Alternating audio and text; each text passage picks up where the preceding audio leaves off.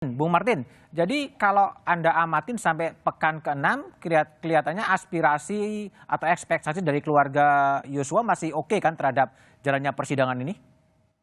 Ya, sampai dengan kami terakhir memberikan kesaksian masih oke, Mas Budiman. Namun saya masih ingat ya, beberapa hari yang lalu, kalau nggak salah tanggal 20 November, bertepatan dengan hari lahirnya almarhum ya.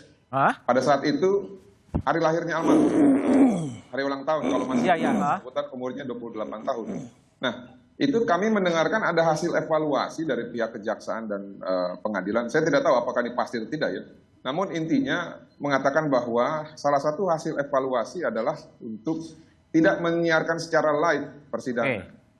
Nah, menurut saya ini sudah tidak ini relevan ya. Karena kenapa? Kalau yang dimaksud adalah agar masing-masing saksi tidak mendengarkan ataupun melihat kesaksian yang lain di depan persidangan, tentu ini sudah tidak relevan lagi. Kenapa? Karena toh juga nanti akan ada siaran tunda, ya. Itu yang pertama. Lalu yang kedua, kalau memang ada dugaan ataupun niatan-niatan tertentu, mereka tinggal kongko-kongko di luar pasca persidangan dan briefing.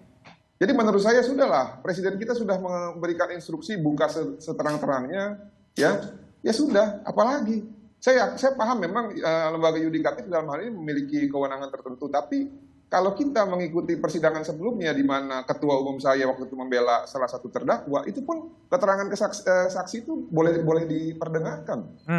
Yang Anda baca apa, Bung Martin, dengan evaluasi itu, kalau benar?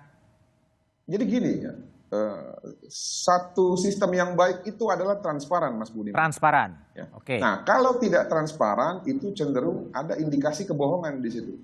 Kalau ada indikasi kebohongan, ada potensi besar timbulnya satu kejahatan. Nah, silakan ditafsirkan aja kejahatan apa yang saya maksud ya. Tapi saya tidak berniat untuk menuduh ataupun menuju kepada orang-orang tertentu, tapi saya berbicara berdasarkan teori mengenai transparansi itu sendiri. Jadi hanya orang-orang yang gemar berbohong dan suka kejahatan lah yang tidak suka dengan transparansi. Demikian, terima kasih.